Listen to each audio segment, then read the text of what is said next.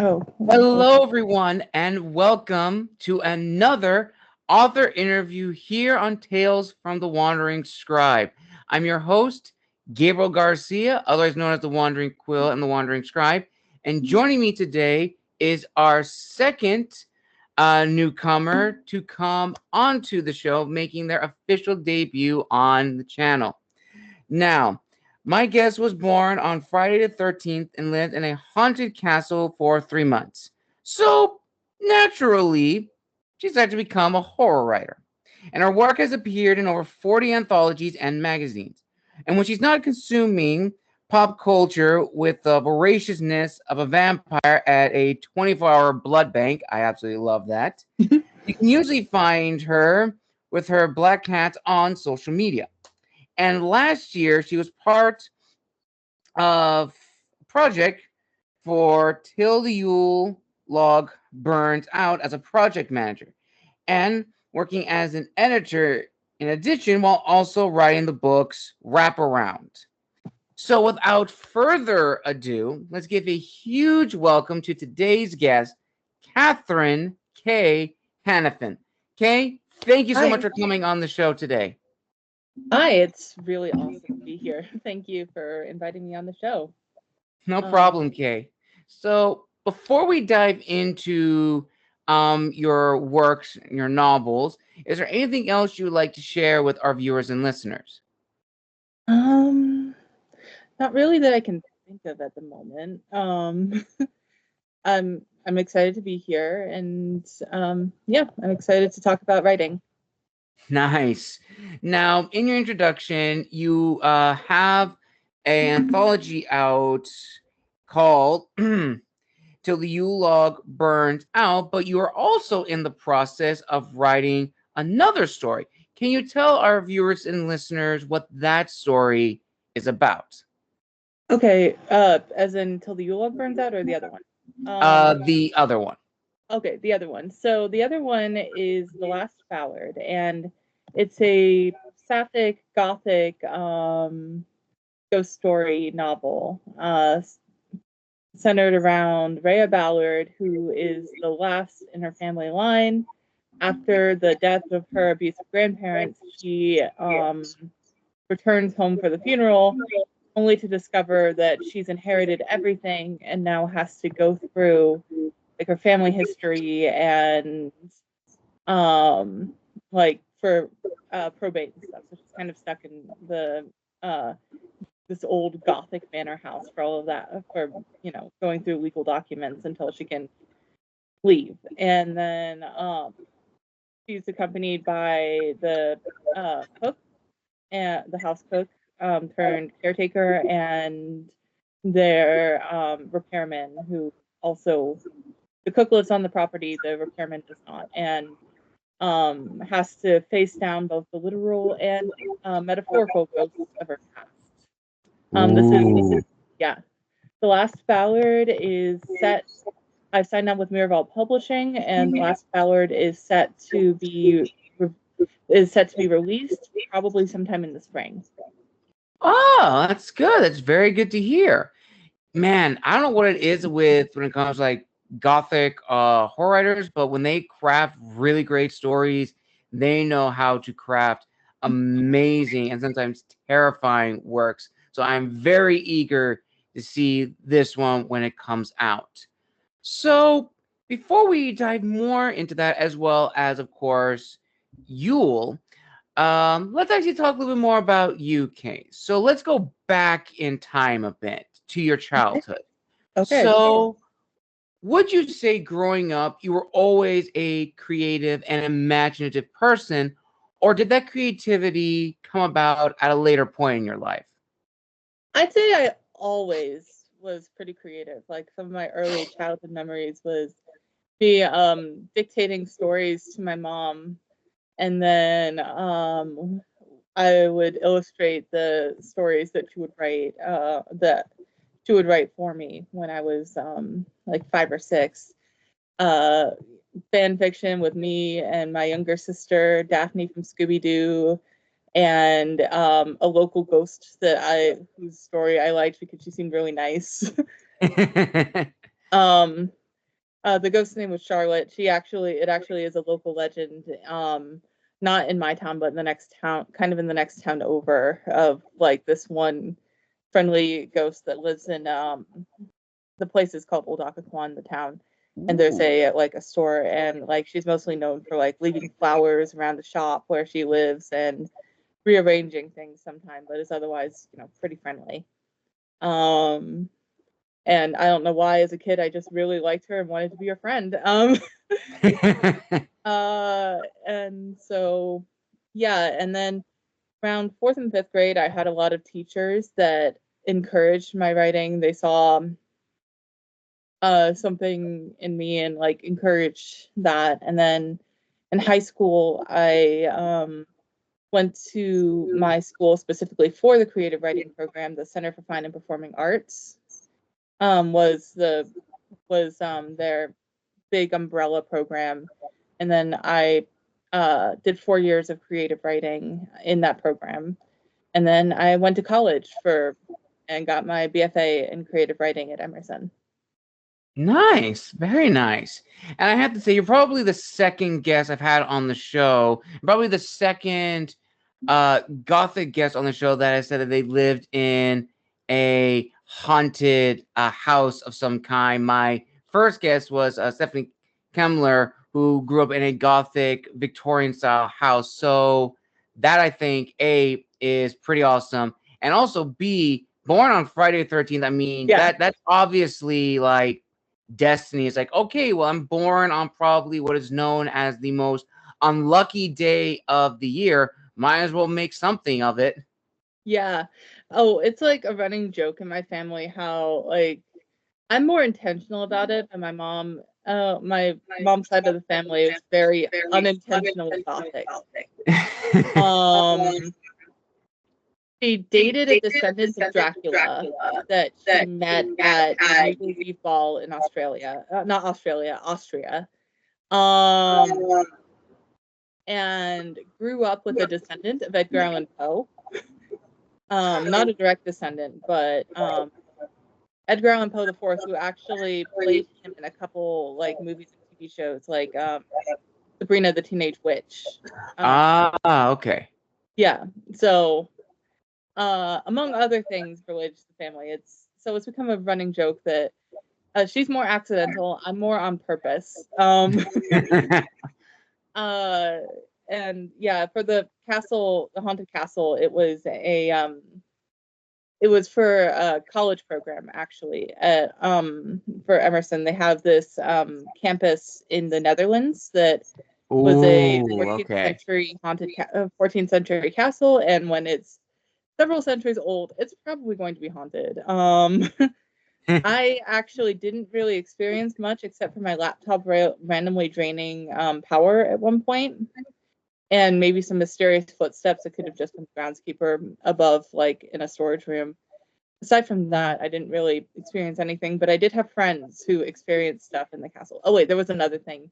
There were like certain areas that had really weird vibes, like the computer area and stuff. It was always very unsettlingly silent. So whenever I went up there alone, I would start playing music on my phone just because I was so creeped out by it. Oh, jeez. Yeah. So that was like, I personally didn't experience all that much, but I definitely had friends who did. Like one friend who actually was in the room right below me. She was like working at the desk in her room, and then it was sort of a bunk bed kind of thing, where like you'd work below and then there was like a bunk up top. Right. And she like heard her bed start creaking, and she like got up, kind of climbed up onto the top of the bunk, and saw that it was an indentation, like someone was lying in her bed, even though it was completely empty. Oh boy.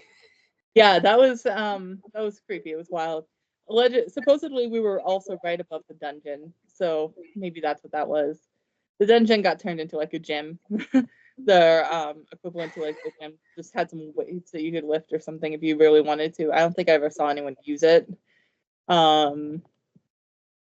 Oh But my yeah. gosh. Well, that definitely sounds like that is definitely, if you want inspiration like how to write or like something, you can definitely do that. And that actually kind of leads to the next question. So for you, Kay, what would you consider your aha moment when you realized you wanted to write and continue writing beyond a hobby and a passion? I don't know. I kind of have always wanted to do it. I've always enjoyed the arts, like different forms. I, was a theater kid. I, do visual arts sometimes, and still do that occasionally. But I think it's kind of always been in the background to a point where right now I don't know what else I would do. Where um, like I said, I'd say around fourth or fifth grade, that was when I was really being encouraged by other like my teachers to Mm, take up art and take up writing. I won like several school-wide writing contests where I'd had to like read my stuff out loud, um like at school assemblies and stuff. And then so I've always had it in the back of my mind. And then, I would start novels as a kid and never finish them. I actually did kind of finish one, but it was originally supposed to be a trilogy, so I didn't finish the whole series. mm-hmm. But I did finish one book in it and stuff. So, and that was like middle schoolish. And I've just always had teachers and like people who have been encouraging of it. My parents especially. I mean, I still live at home because it makes more sense, and they're kind enough to, let me stay home and focus on my writing and my the other jobs that I work to remotely and stuff. But Same here. yeah, they're very they've always been very supportive of everything I do. Nice. Very nice. So now let's actually go forward in history just a little bit. Okay.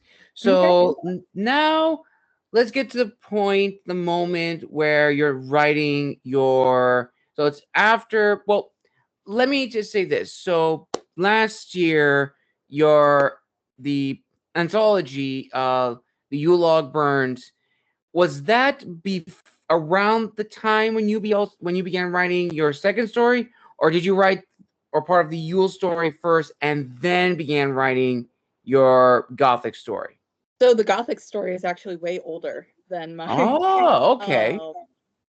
than Till the Yule Log Burns Out. The Gothic story was, so I've had it in my head. The creature that, like, the spirit of the house that kind of pulls other people under and pulls is a Rusalka. Mm. And Rusalka in Slavic mythology is a woman who has been wronged, murdered by her romantic partner, or died by suicide. And so she drags other men under the water as well. And Ooh, gosh. until you find her actual killer, or I guess forever. I haven't really found any other way to do it. Um, so I've had it in my head that I want to write a story about the Rusalka for a while because I don't know, I just think it's a neat creature. It's an interesting one that's like tragic and has its own pathos while also being dangerous and something you have to deal with. And so like I've written shortened versions of it in high school and early college in some ways, like short story versions. And for my BFA in creative writing, I had Mm-hmm. to write a novel for it. Right. And I've never had any issue getting the words on the page the first time around. That usually isn't my problem. It's the revision that kind of gets me because I'm like, ugh, I already wrote it. Why do I have to write it again? Same. Kind of thing. So And knowing that about myself, during the pandemic in 2020, Mm-hmm. because the next semester was supposed to be my BFA like novel course. I wrote the first draft of it, and Right. then wrote the second draft with the help of a professor, like who Right. was going through it with me. And then like on and off, I've shopped it around over the years and stuff, and finally Miraval decided to take it. And yeah, sometimes it so on average for like a big five publishing company, it takes Mm. about 10 years from your book being written to the book being accepted by a publisher for a Right. big five. So I'd say taking about 5 years, less than 5 years, is pretty good. For it's not like a big five publishing company, of course, but it's still a pretty not bad. Um, yeah. So, till the Yule Log Burned Out definitely came later. This Ah, okay. was yeah. This book has been like with me for a while now, and it's kind of funny going back and rereading it. I'm like going back now and working on it. I'm like, oh, I kind of forgot about these things that happened in it. um, because I remember like the broad strokes and stuff, but like the editor will mention something that happens like further in the plot, and I would mention something that happened further in the plot. Like now that I've reread the whole thing from the first round, I've just finished my first round of edits. Um, I'm about to start the second round. Now that like she'll mention something, I'm like, oh, I forgot about that scene and stuff because it's just Nice. been a while. Um, but yeah, I'm glad that I can finally share that one world because it's been with me for a while. Awesome. Well, thank you for that, Kay, and like mapping the timeline for us. So now that actually gives me a perfect roadmap for the next set of questions. So okay.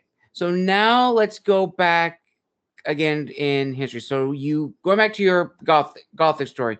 When you made the decision to take this story and flesh it out into its novel form, what were the goals you had for yourself as the author, as well as the promises you were making to your future readers?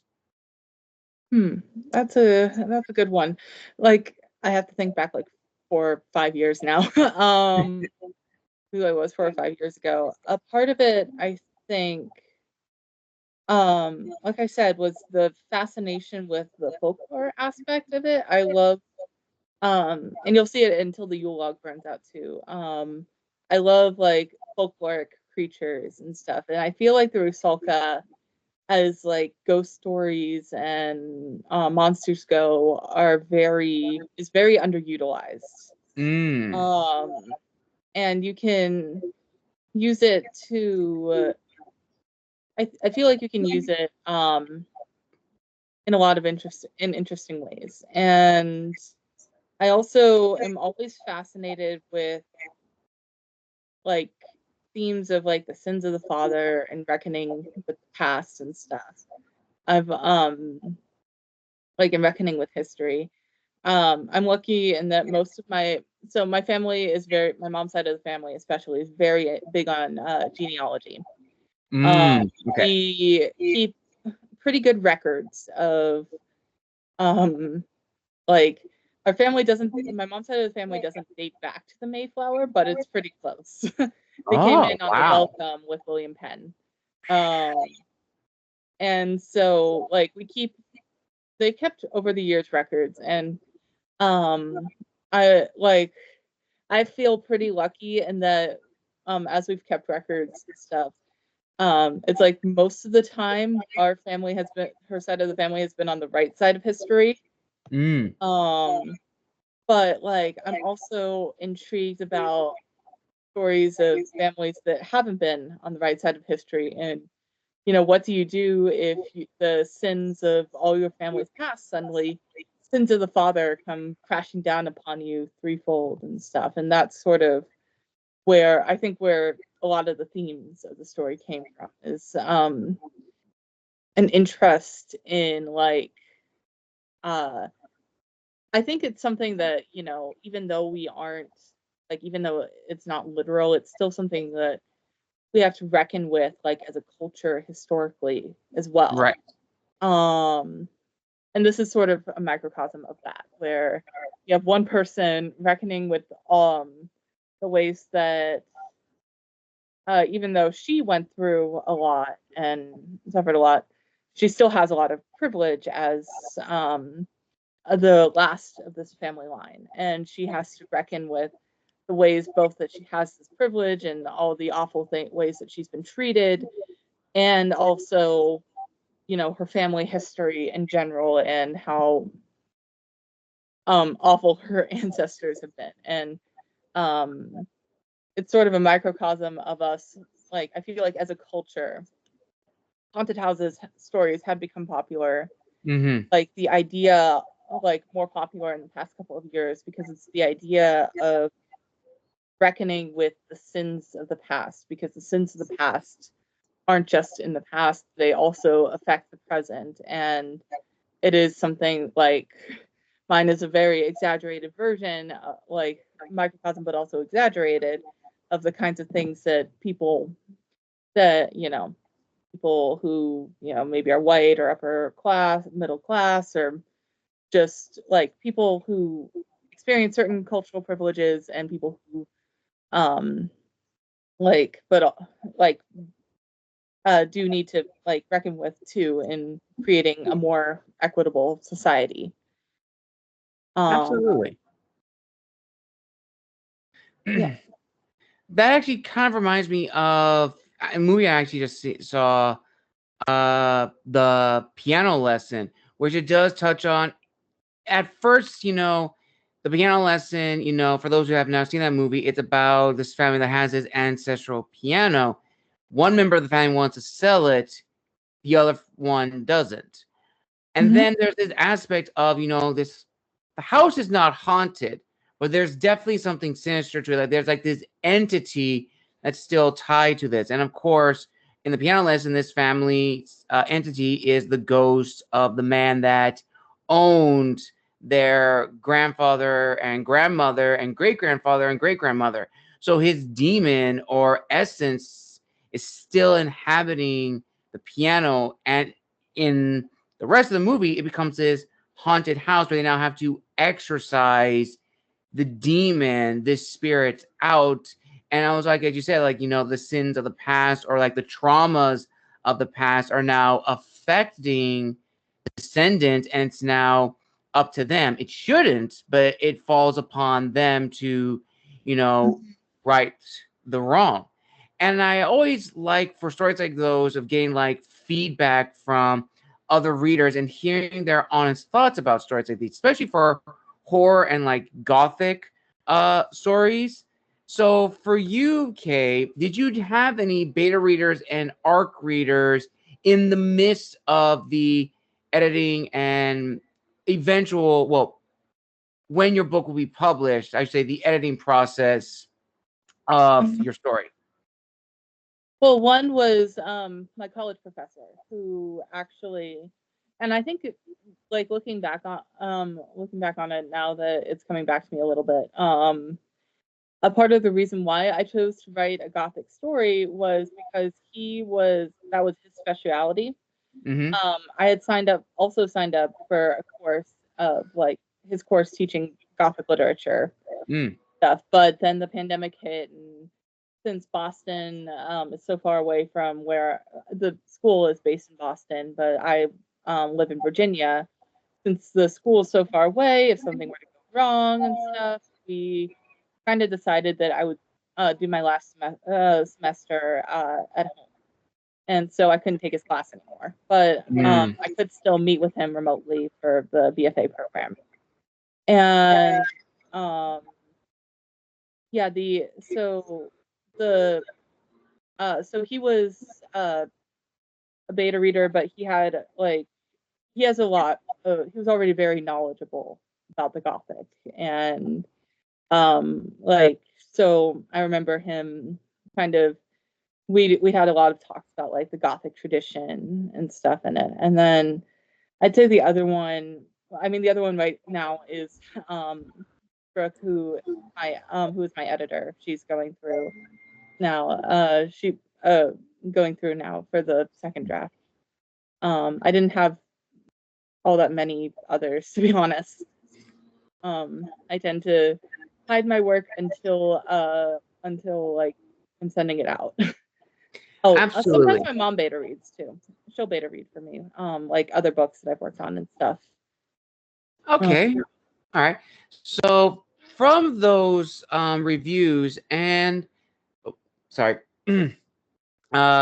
responses from family, friends, and your college professor, did they, in a way, validate your goals that you set out with this story? And were the reviews mixed? There were, some that were very positive, some that were in the middle, and were there any ones that were not overtly negative, but very, very critical?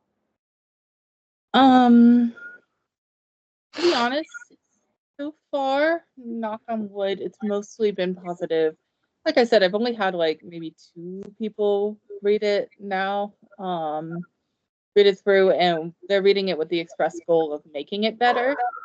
So I take all their critiques and stuff, and I'm like, okay, well, how do I improve this now? And which is, I think, what you have to do with critique in general and criticism in general. Like, there's sometimes where you read, I've like for my short stories and stuff, I've gotten, I don't often get it, but like I saw someone who was like, that was my listed mine as like the least favorite in their collection, and they're like, it was just too YA for me, and I'm like, okay, cool, it just wasn't for you.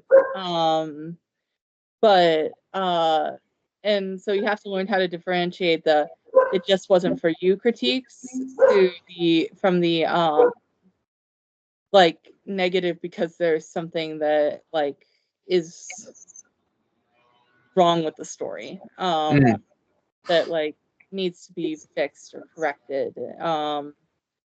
And I try like I try to make an effort to for those kinds of stories, especially if it's related to like a blind spot and my own privilege as a person too. If someone says, hey, this didn't ring true to me, or hey, this fell into like a stereotype a little bit, those are the ones that I listen to, because those are you because that will make you a better writer if you listen to them, listen to other people, listen to the constructive stuff that is told with the goal of making it better, making you better.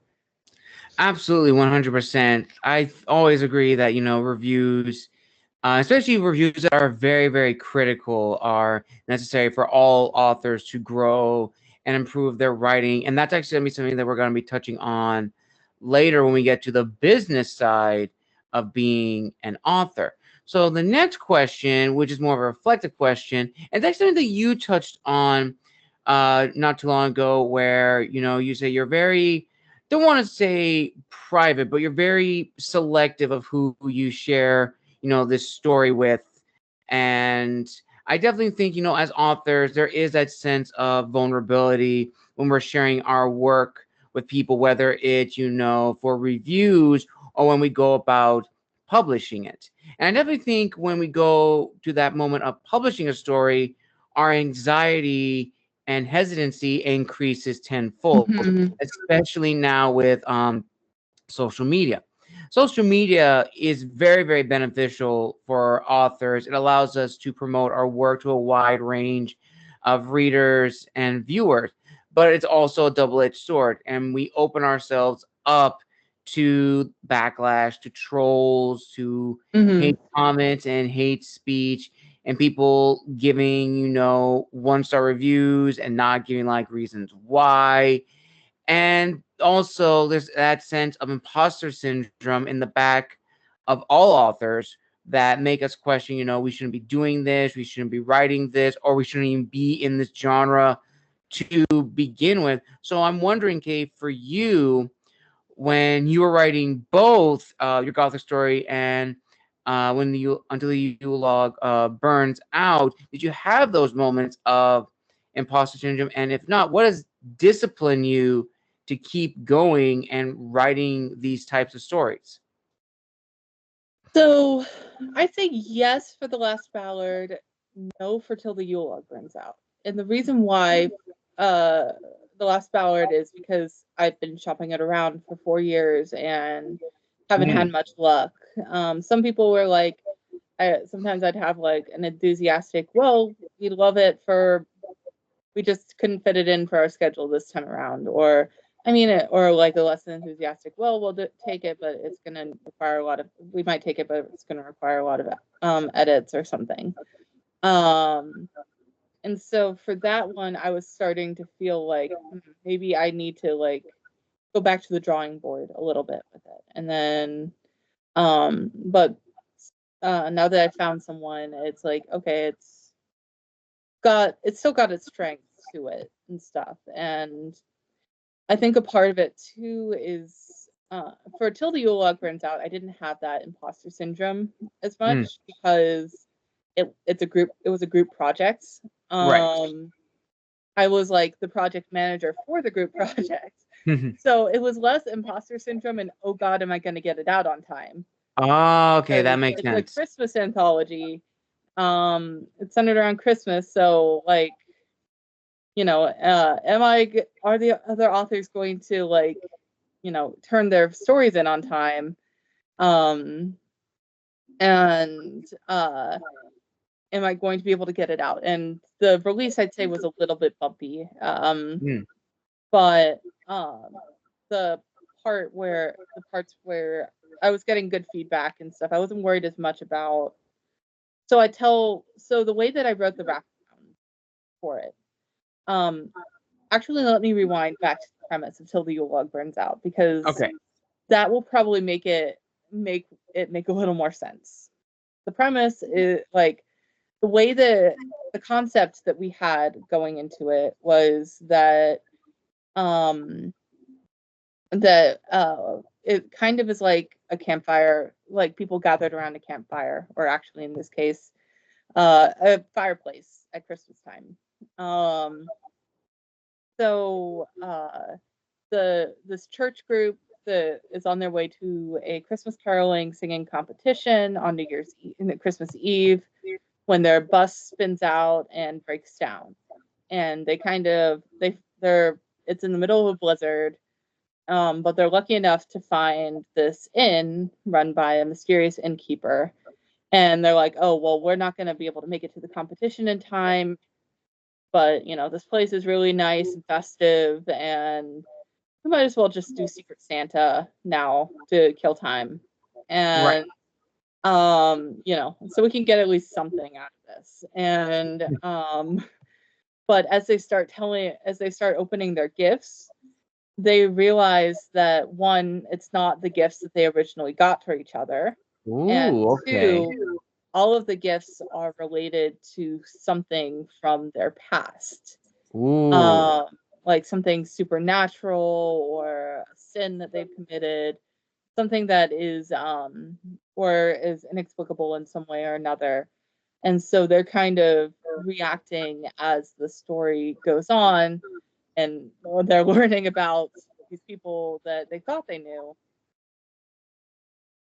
and trying to figure out, what is going on with this innkeeper, and the presents that they should not be receiving. And so the stories of the presents that they're receiving, they feel compelled to tell the story once they open their gifts. And the other authors that I worked with, they're the ones that it's their stories that they're telling. So it for my first editorial project, it was a bit of a doozy, because I'm not just, curating a collection of short stories. I'm tying them all in together. And then I also have to capture the voice of all different narrators. Each chapter is told from the point of view of the person who opens the gift. Right. So like, the first chapter one leads into the first story in the anthology, and like they open the gift and then they feel compelled to tell the story, and then the next chapters are reacting, but it's a different point of view. So I was writing a story from 12 different perspectives. That's a So I lot. had to so I had to like move the plot to get like, well, while also moving the plot forward, and the plot has its own twists and turns throughout, so I had to like properly foreshadow things, keep track of who knows what in it, because some people know more than others. Like, even if it's something minor, like the innkeeper mentions a niece, and then other characters act surprised, and I have to keep track of like who did he tell that he had a niece to, and stuff like that. And so you had to like, so I had to like keep track of who knows what, and what's going on with this in and stuff. So it was a bit complicated, and that way it was less imposter syndrome, I think, and more, like I said, there was a bit of a delay in getting Right. some of the stories in and stuff, and I needed all the stories, or at least most of the stories, so that I could write the wraparound, because the wraparound is heavily based on the stories. And so it's, again, for Till the Yule Log Burns Out, it was less imposter syndrome and more, oh my God, am I gonna get this done? Will I be able to get this done, or will I have to delay it another year? Because we originally started planning it in 2023. Like Okay. August of 2023 was when we initially had the idea of, hey, let's all get together and do an anthology. And then like they liked my idea. It was like kind of my idea initially, which is why I became the project manager for it, because I'd had it like as a list of the premise as like something that I might want to do one day. And then I'm like, oh hey, this is something that's been on the back of my mind. I thought it might be kind of fun as like a concept. And yeah, so it kind of went from there. And um life will get in the way and stuff too. So uh that's kind of the danger of these anthologies, because it's a group project. And if you're introverted like me, uh introvertuous, I think, was the term that someone once described. Like, um I the I don't necessarily want to do it, but I'm the only one who can at the moment, or something. Well, like, I'm sure the other authors would have definitely been able to. I volunteered for it. But like, keeping things on track, that kind of thing. That was an additional challenge for me too. It was, especially as my first one. Absolutely. And honestly, from what you just told me of Till the Yule Log Burns Out, that actually sounds like it'll be an amazing limited series on Netflix. Like the way you just told me that, it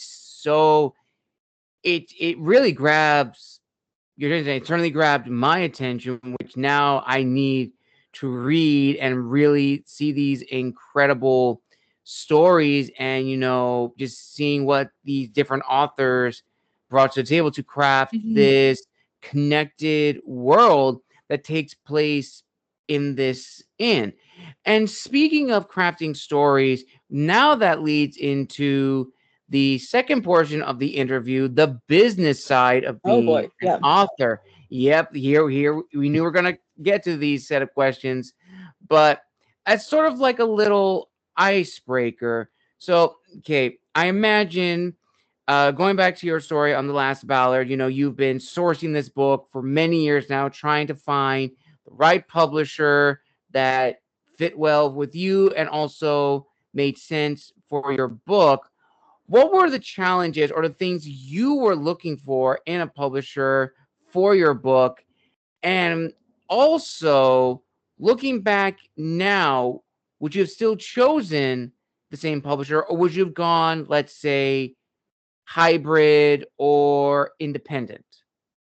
So this is an independent publisher that I'm working with Oh, now. okay. It's fairly new, and that part was a little bit nerve-wracking for me, that I might be like one of the first authors for this publisher. Oh, wow. But they're very professional. They've been very professional. And very prompt in getting their stuff out, like getting feedback to me and everything, and like setting up meetings and everything. They've been probably one of the best, some of the best that I've worked with. There, it was initially accepted once, but like I kind of, I'd had someone else was reading it that was like a better paying company too, so I was like kind of waiting. I kind of waited on it, and for a while I regretted that, because by the time, the other group that was reading it, that company that was better paying, kind of imploded, Oh, and by wow. then it would have been weird to be like, yeah, I'd be interested in it. So, and for a while I did regret not getting it out then, like because that was like a couple of years ago. But this publisher one paid a lot better, and stuff, and has been a lot more responsive than the other publisher. The people are very nice, and like I worked with them in the past before, and they actually published my debut, my very first short story, my very first paid anything for writing. And so this isn't like a knock against them. They just they were a fairly small company, didn't really offer like all that much for an advance and everything. And I was like, not particularly experienced as like, what it would be like as a debut author or something. So Right. I was, like debut novelist. So I was like, I don't know. And then it kind of became too late for me to say yes. And I regretted that for a while, but now I don't regret it at all, because the other group, Maribel Books, has so far been great. And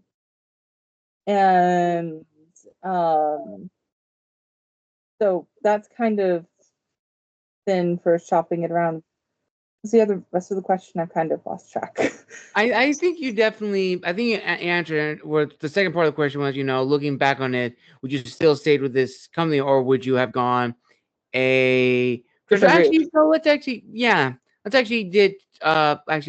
on that a little bit more. So this company that you're now publishing your story with is an independent publishing house, but if you had the choice, would you have gone the hybrid route for a hybrid publishing house, or would you have gone solely independent, self-publishing on either Barnes & Noble or Amazon? So till the Yule Log Burns Out was actually my first experience with self-publishing through Draft Digital. And once I did it, I was like, oh, this is actually like not super difficult.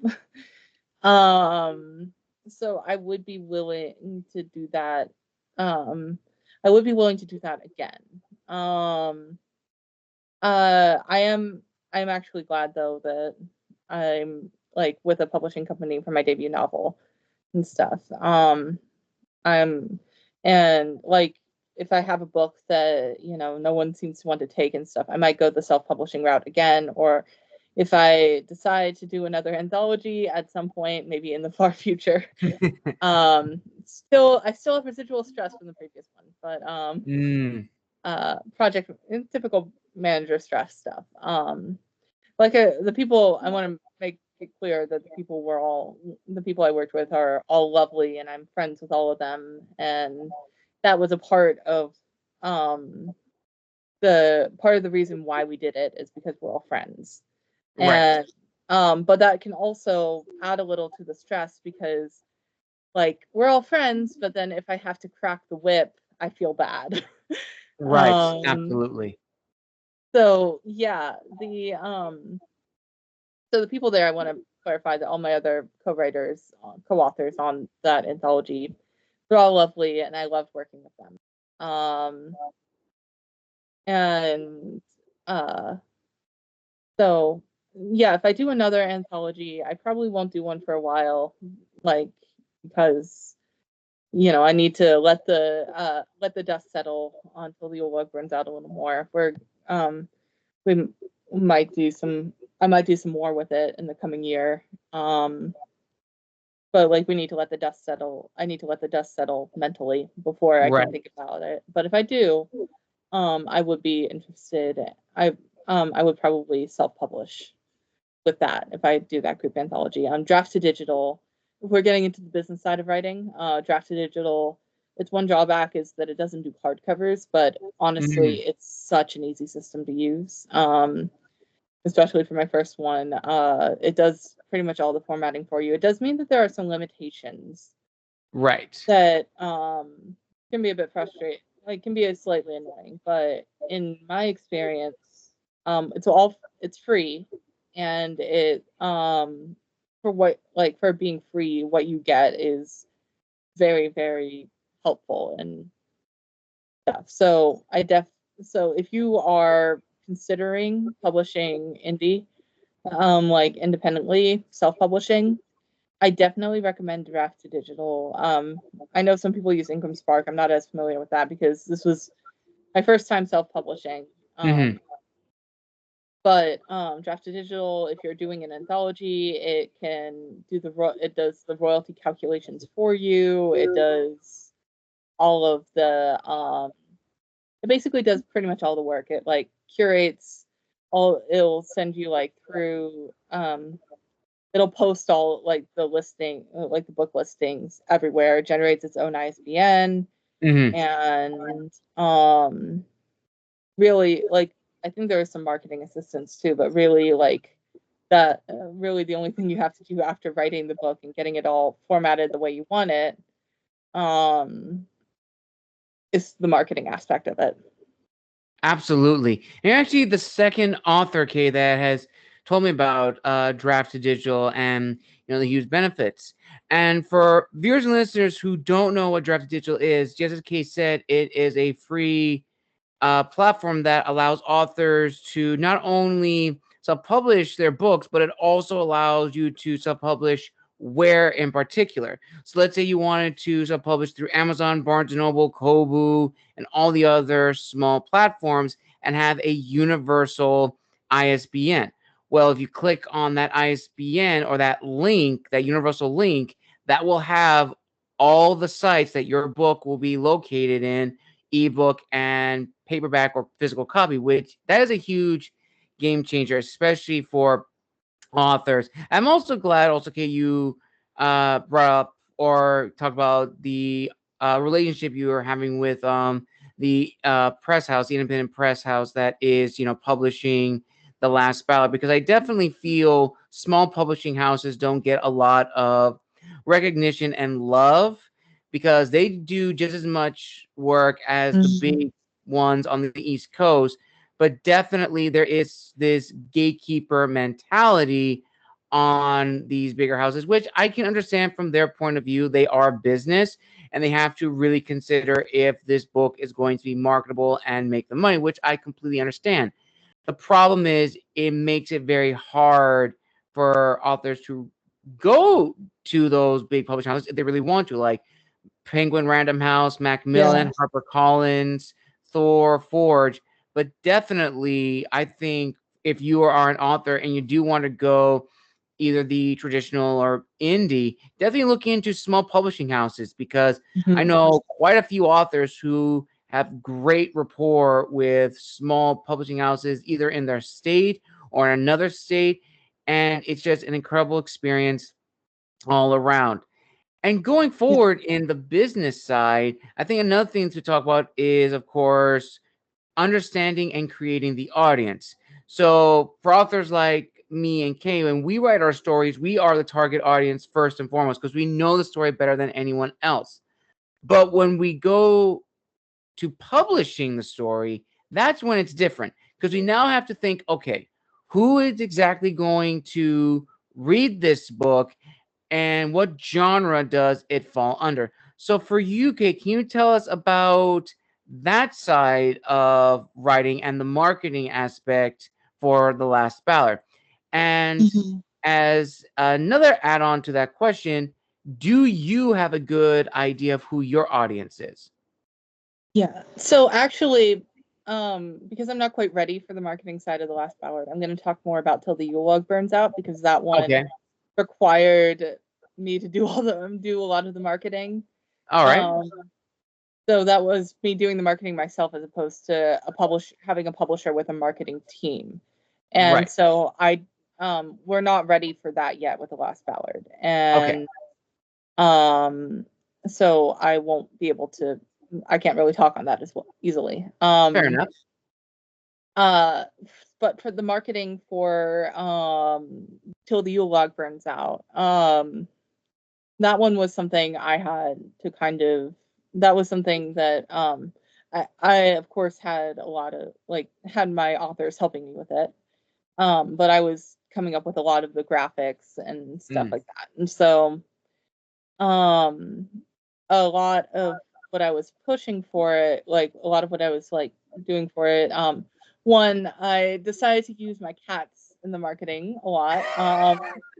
There's a cat character, and I thought, well, I'm and a folkloric figure of a cat. The Yule cat is a Christmas folklore creature that may or may not show up until the Yule Log Burns Out. I don't want to spoil anything with that. But I decided to turn my cats into little Yule cats, trying to promote the book. Because the internet is for cats. That's true. And so I leaned for that one. It's a Christmas book, so I leaned into the Christmas aspect of it a bit. I will admit that I probably could have done a little more with the marketing. I kind of ran out of time for a lot of it. But posting a lot, I posted a lot to social media, pretty much every day, up to Christmas. And then after Christmas, I just went to my stories on Instagram. But yeah, I kind of, because it came out in mid-November, or actually a little later November. The marketing leading up to it, all of it, it had to be done kind of, quickly, because the Christmas season at its height is huge. But before Halloween, no one wants to think about it. And then after December 31st, New Year's Day, no one wants to think about it. So it's big during that period, that 2.5-month period, or 2 months if you want to do that. But then it kind of dies down. It's dead before, dead after. No one wants to think about it before or after, because it just is so much. So a lot of it had to be pushed, in that 2-month period. I tried to do kind of an advent calendar thing of every day a new post. And I wrote a couple song parodies for it. There's I have 12 posts, the 12 days of Christmas, but it's all related to items that people received in the story. And then I had parody of God Rest You Merry Gentlemen, just because I like that song. And I got not pretty good. I still have a learning curve on Canva, but that was my thing. I learned how I got a lot of practice using Canva and stuff. The cover art, by the way, was done by a very good friend of mine, Stevie Gordon. And so a lot of the cover art aspects of it, a lot of people really liked the cover, was the feedback that I got. And we made sure that the cover had a lot of Easter eggs for the stories as well, just because I thought it would be kind of fun. So the stocking, so all the stockings have the names of the authors, plus there are presents in the corner that also have the names of the authors on it. And then hidden in the picture are the items. So like they have, I mean, it's not really that hidden, but like there's an elf on the shelf sitting on a folklore book, which are two different stories that appear. There's a puppet, a present that's designed to look like an ugly sweater, and it kind of like things like that. That it's a Christmas horror book, but it's I've tried to be a bit playful in the marketing because of the Christmas aspect of it. All Too. right, all right.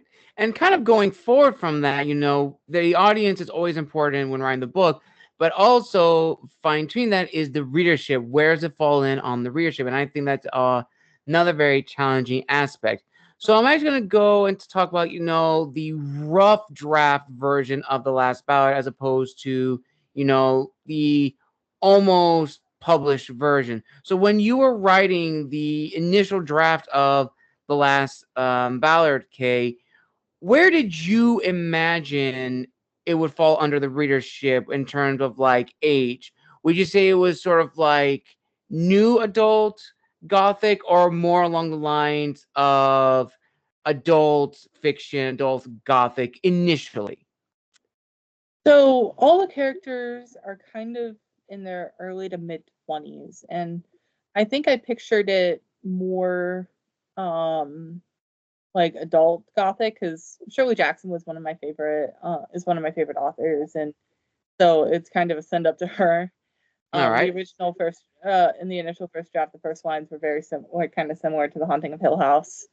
Um, Okay. but I wound up changing it at my professor's behest because he pointed out that the first line, like the line describing jumping into the action, actually is probably a bit stronger. The day was spitefully pleasant.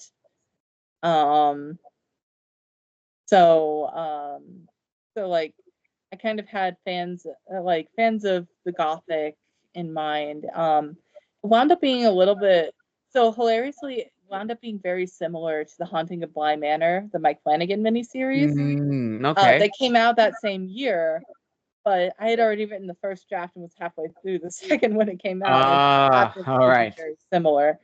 I was like, okay, well, I feel like I'm onto something a little bit um, if that's how it goes. If he's got something similar, I feel like it might be something good then that I'm working on.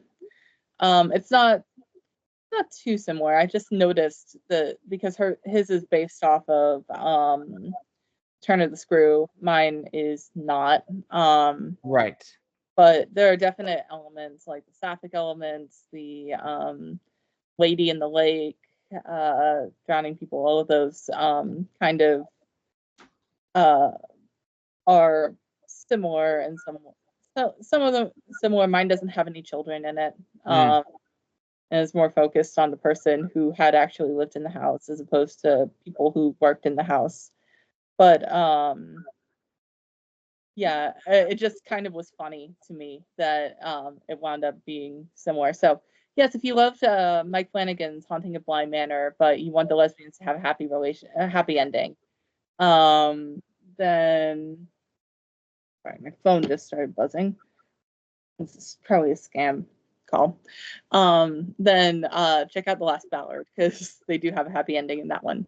Thematically also has a lot of similar themes too, which just was kind of a coincidence. Nice, very nice. I'm actually glad you actually brought up like those comparisons to The Last Ballad because that actually leads into the next question, which I think is a very important one. Now, I actually had a guest on my show who answered this question. Well, the original question, but then changed it. And that question was, who are the authors and books that helped craft your own authorial voice for your novels? And my guest, Eric Bowden, shout out to him, he gave, the answer to it, but he also turned it on its head. And he said this was that I could tell you all the authors and all the books that helped me, and I am. But I want your viewers to know that at the end of the day, the book they're going to read is my own. It's my voice. I'm not trying to be like so and so. I'm not trying to write like so and so. And I definitely feel, that's a very true thing because for all of us authors, we're always going to be inspired by the works we've grown up with. And I definitely feel from a reader's point of view, you know, in books that have those combination taglines like Jurassic Park meets Game of Thrones, that's enticing to them. Or the House of Usher set in a modern world or something along those lines, that's going to grab their attention. But from an author's point of view, those taglines are not really beneficial in the sense that it pigeonholes us into either A, one style of writing, B, one genre of writing, or C, it gives the illusion that we are trying to write like, you know, these great titans of the past. And we're not. We're not trying to be. So for you, Kane, this is actually going to talk about for both To the Yule Log Burns Out and The Last Ballad. How have you been able to balance your individuality as an author while also showcasing the stories and authors you have grown up with and have admired throughout your life? That is, yeah, that can be, that's a very good question. So like, so I think a part of it is, I mean, while I agree that, you know, I've, my parents used to say the next Stephen King or next J.K. Rowling, and I was like, no, I want to be myself. Also, I don't want to be J.K. Rowling anymore. She's awful. Uh, but like the idea of, you know, being yourself, I feel so part of it is growing up, I, you know, watched, I read TV tropes a lot, and like I said, my author bio, I consume pop culture with the voraciousness of a vampire at a 24-hour blood bank. I absolutely love that comparison. Thank you. So I think that a part of me is always acutely aware of the influences of other stories that come before. Like I can look at something and be like, even though it's, you know, all my own writing and everything, and be like, oh, you know, this kind of character personality, I definitely was obsessed with. Like I definitely was very into I don't know, Dead Boy Detectives at the time that I was writing this character. Right. Or I was definitely I was feeling very Batman-y as I was doing writing this or that. So I do feel those like influences. I am of the nothing is new under the sun kind of vibe with stuff. Right. But you know, that's when, but then that does kind of does raise the question of like, well, what aspect of it is my own as well? And I think that's where, so when I, so this, I'm going to actually, um, for the past couple of years, I've been primarily writing short stories. And I think that this is where my short story writing comes in a bit, because I write a lot of short stories on a quick turnaround because because a lot of times with publishing, like partly practice, partly a partly it's a numbers game too, to get my name out there as well, where I try to, you know, write and submit as many short stories as I can. But thinking, um, but like when I'm telling a story, I try to think about it. When I first approach a short story, I try to think about it in terms of what angle I'm going to take with the story. And that is that angle, that perspective often, like with horror, it's often like, you know, what frightens me about this element, or Right. what do I find interesting to explore? And, or how can I turn this kind of harmful stereotype on its head is another one. So sometimes, like there was one that was like an anthology based around vacations, like kind of early on in my writing. And so I remembered in one of my college courses, we talked a lot about Jamaica and how the tourist industry is something that they rely on a lot, but it ultimately like causes it causes a massive disparity in wealth in the country, Right. and because it's so reliant on tourism. Um, and so the story that I wrote was from the perspective for a vacation, like for a vacation themed anthology, was from the perspective of someone who works at one of these resorts in the Caribbean, as opposed like an exclusive one for the uber rich, as opposed to one that like someone who is vacationing there, Mm. and like the dark secrets behind the resort where she works and stuff like that. So that, I think, is when the uniqueness, like the uniquely me aspect of the story comes out, is when I decide to take that take an approach, a road less traveled, because like when you are aware of stories and like how they go and how they function, how they work, um, then you can start to break it down and see it from a different, try to see it from a different point of view, or explore it in a different way that thought, in some ways thought, that maybe is in some ways more thoughtful.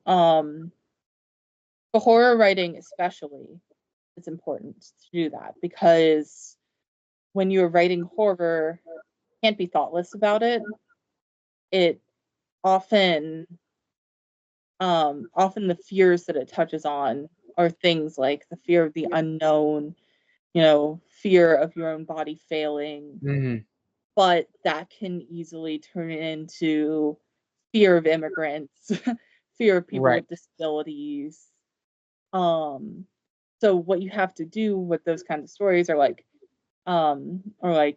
fear of female sexuality becomes control of female sexuality, things like that. It's like with those, what you have to do is um, try to think about, what kind of potential harm my story could do, and what angle would be interesting to write, like what perspective would be Absolutely. interesting to write. That's actually very, very true. And I'm actually glad that you brought that up, because it then leads into, a really important question, which I think is very necessary to discuss in the publishing industry for all authors.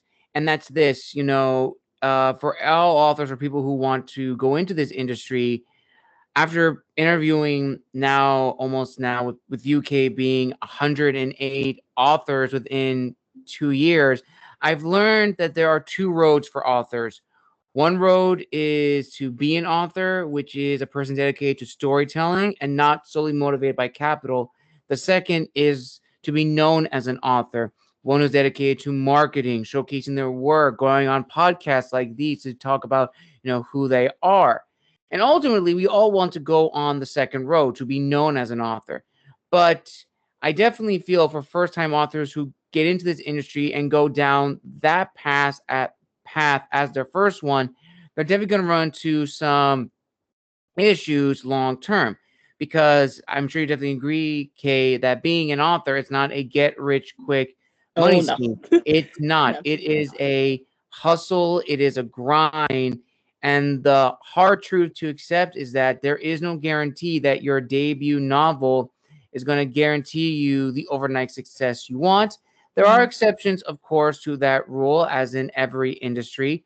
But generally speaking, for people who get into this industry like for the very first time, you have this roller coaster of highs and lows, and that can lead again to long term goals that are not feasible, that are not realistic, and your passion for writing can end up dying. And I've met with a lot of authors who said that they have known friends who want to get into this industry, but within like a few months, they just dropped out because the goals they had were not sustainable.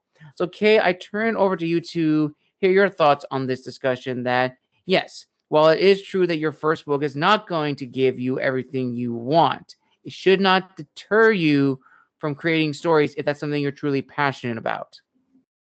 Yes, I agree with that a lot. So I think that part of it for me is that, like I said, I've always kind of wanted to be a writer in some capacity, and I've had like, before this, I had a lot of formal education in my craft. I did also take some marketing courses in college and like one in high school to help with that, help with that aspect of it. But like before I started, so I'm going to talk a little bit more about my experience as a short story author. I know you tend to focus more on novels, but this is where I have a lot more Oh, experience. no, go ahead, please. Because like I said, this is my debut novel, but I have been getting published for the past 4 years. Right. It's only like now that I have a solo novel coming out. I've mostly just been published, pretty much only been published in anthologies up to this point. So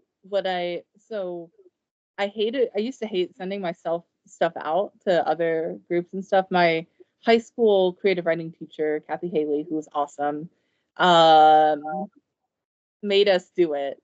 Like made us send out to like five contests in a quarter or something like that.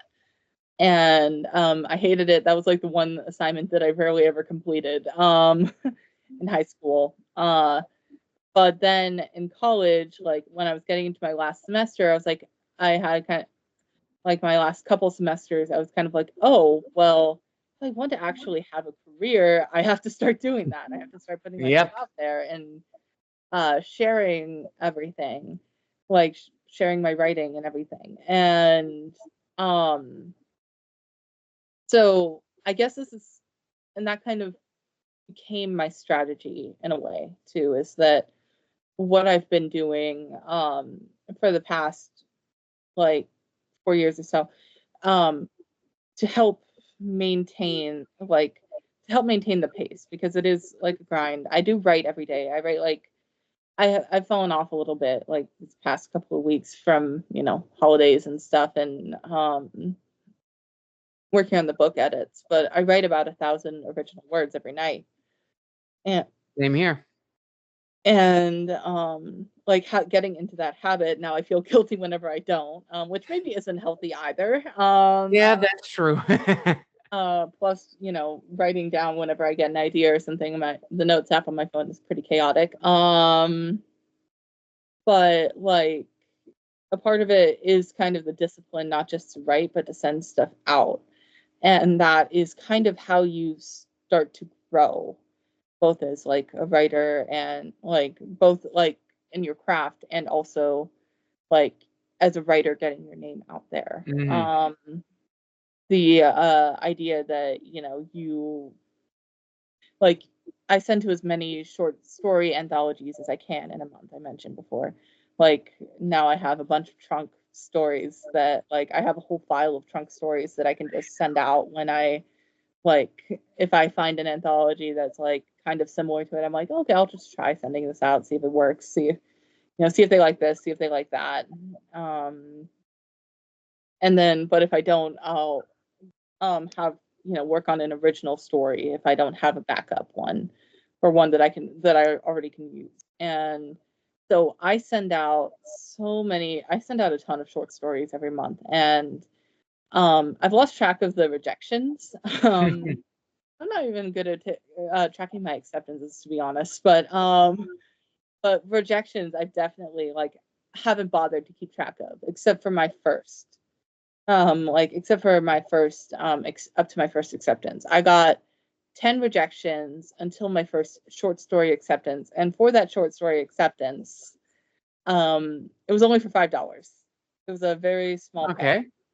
And so, but it's encouraging, and that's part of the reason why I also and so I've been doing that's part of the reason also why I suggest sending out to short story anthologies a lot. Sending out to a lot of anthologies for short stories is that it's very encouraging. Eventually, you get rejections, of course, but you also get more acceptances than you would expect too, and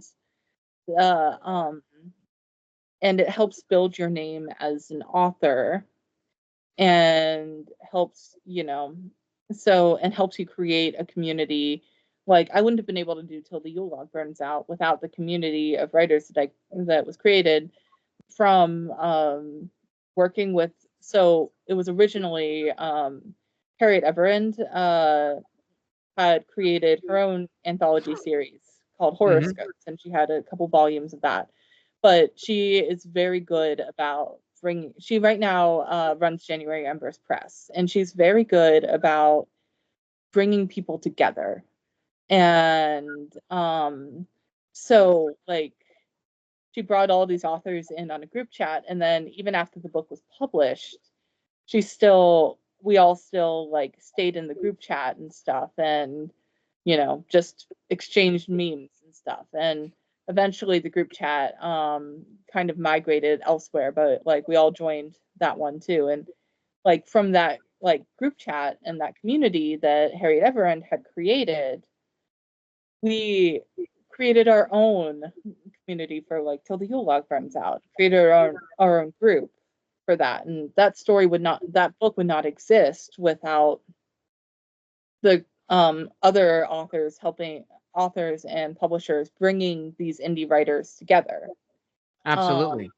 So I think that that's part of what also helps with short story writing and short story, like when you build up yourself with short stories first. That's kind of been my strategy, is getting my name out there through short stories, and then it helps find these people who are good friends, and like who are very like-minded, and they could be anywhere in the world. Like one of my authors for Till the Yule Log Burns Out lives in Germany, and most of the other one like currently lives in Germany. She's family job thing. The like others are like in different parts of the United States and stuff. So like we all it's using the internet the way it should be used in Right. a lot of ways, creating a connection so that like, and this connection also helps with the feeling of like being deterred too, because when you have other writers to be supportive of you, even if you don't share your work, they like necessarily like ask for beta readers from them, or ask them to be beta readers or anything. Like just having them there, and often liking your posts or even sharing it and stuff, it also is very encouraging. And like creating a community, I think is a very important part. Finding a community too, for writers, and that helps with the sting of rejection and stuff, because like I said, I've 10 rejections before I got my first acceptance. So like we'll say that we can say for every one um acceptance I get, I have 10 rejections that I have to like just kind of flush from my brain. You have to get used to being rejected. Yes. You have to go into it knowing that it's going to happen, and then it's not going to, and then not letting yourself be discouraged by it, because it's not a personal attack on you if you are rejected. It's maybe that they had a similar story in the anthology, or maybe they it wasn't quite what they were looking for, or even that, I mean, sometimes it is just that maybe the quality wasn't exactly up to snuff, and at that point it's kind of, you can review it, or go through and like go through and like revise it, or work on something else, something that also you find yourself passionate about, another story that makes you excited if this one doesn't really feel right for you. Absolutely. 100%. And now we're reaching the final question of this interview. And I'm just going to combine the last two together into one. So throughout this interview, Kay, you've name dropped a number of people who have helped you along the way, from professors, fellow authors, family and friends who've given you incredible pieces of advice. So now I turn over to you. To all the authors and writers out there, what is your word of wisdom to them? I guess I have two. One is like going back to my background as a horror writer, don't be thoughtless, always be thoughtful in your approach to writing. Because people can sense that, like when you're writing just because, like, writing to a cliche versus picking, like, adding your own angle to a story. Absolutely. And two is find your community as well. That always is the most encouraging and helpful when you find people who are as enthusiastic about writing as you are and enthusiastic about storytelling. And even then, it doesn't even necessarily have to be like for published writing too. I mean, just like finding a fan fiction community that you work with and that you enjoy, like just to share the joy of writing and storytelling with, um, is important in my opinion. Like it's writing itself can be very solitary. You're, alone in your room on your laptop typing away. But just like it takes a village to raise a child, it does take a village to raise a story too. Yes. And so finding other people who want to share the story, like share this joy of storytelling with you, is always important in my opinion. Absolutely, 100%. And this is a perfect ending to the second author interview for the month of January. I want to give a huge thank you, viewers and listeners, to our guest, Kay, for coming on the show and telling us all about her journey thus far. And Kay, where can people find and engage with you on social media, as well as purchase a copy of Until the Yule Log Burns Out, as well as the website link for your upcoming debut novel release? So my author website is khanifenauthor.wordpress.com. That's where you can find a lot of my publications, not all of them, because again, I'm not great about updating my list. You can find me on at Catherine Hanifen on Instagram. Catherine Hanifen is KATHARINEHANIFEN on Instagram. And Facebook, I have Kay Hanifen author or just Catherine Hanifen. Though I don't really use Facebook all that often, you can best find me on Instagram. Same with the artist formerly known as Twitter. Mm-hmm. You can find me there at the Unicorn Comet one. But I'm not really on the artist formerly known as Twitter anymore. So yeah, the best place to find me would be Instagram at Catherine Hanifen, all one word.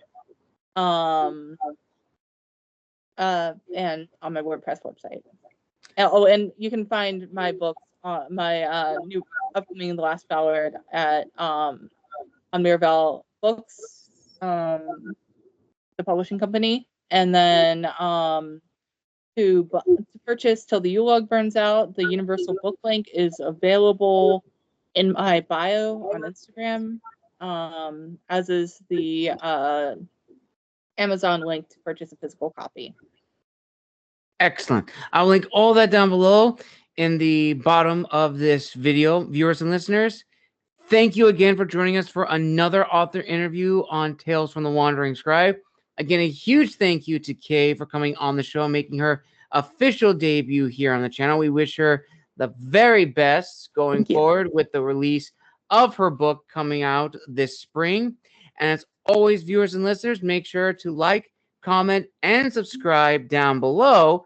And comment down below if you would be interested in an all Gothic theme episode, possibly sometime of October. I have mentioned it before on my Instagram, but maybe it will become a possibility. If you want to become a possibility, comment down below. And as always, have a wonderful evening, morning, afternoon, wherever you are in the world. And until next time.